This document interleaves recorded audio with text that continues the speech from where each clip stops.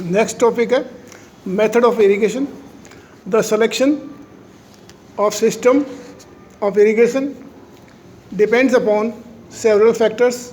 For example, type of crop to be grown, topography and texture of soil, and climatic condition, water resources and economic condition of cultivars.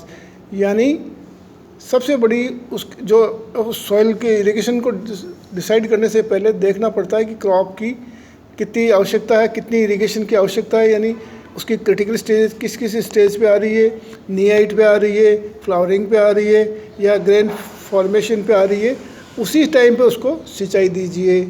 और दूसरा factor है topography, soil की topography कैसी है, texture of soil, soil heavy है, light है.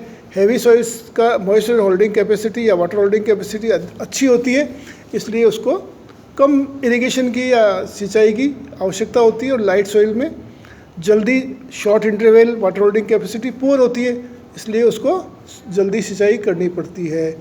और climatic condition, अगर टेम्परेचर हाई है तो सॉइल ड्राई ज़्यादा होगी, और विंड चल रही है, हवा चल रही है, तो भी सॉइल ड्राई होगी और इन शॉर्ट इंटरवल में अपने को इरिगेशन देनी पड़ेगी.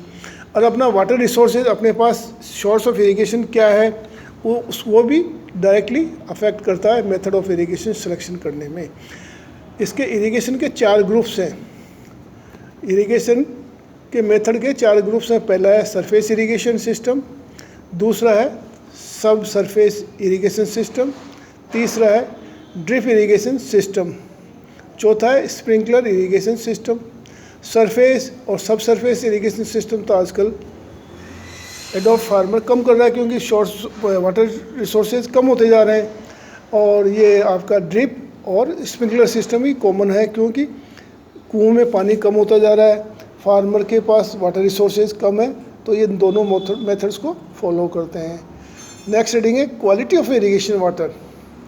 वाटर फ्रॉम रेन और ground never remains pure as the moment it is converted into liquid.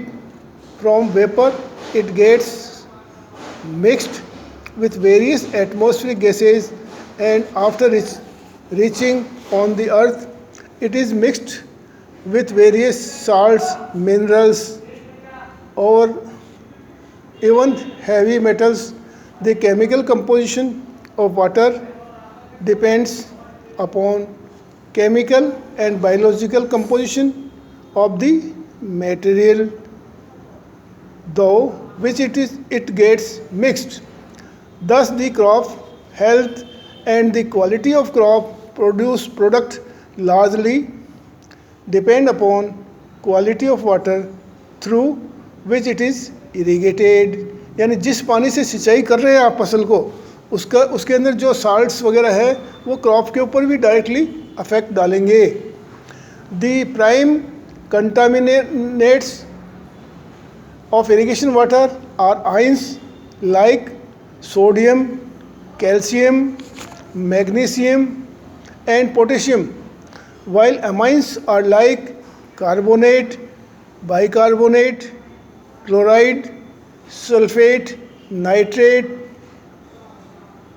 Water also contains phosphate, iron, copper, boron, iodide, zinc, silica and very harmful chemicals like lead, sisa, arsenic, bromide, chromium received from industrial waste.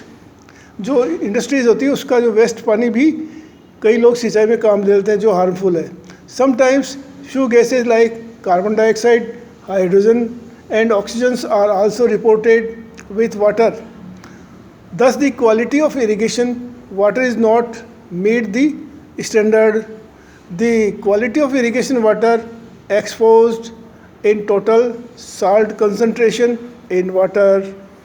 Next है water losing, a condition of field land where the groundwater soil water content reaches a level that is determined या harmful to plants and other useful soil microflora is known as water log. जब पानी ज़्यादा भर जाता है तो soil microflora के लिए भी अच्छा नहीं है और प्लांट्स के लिए भी ये हार्मफुल है।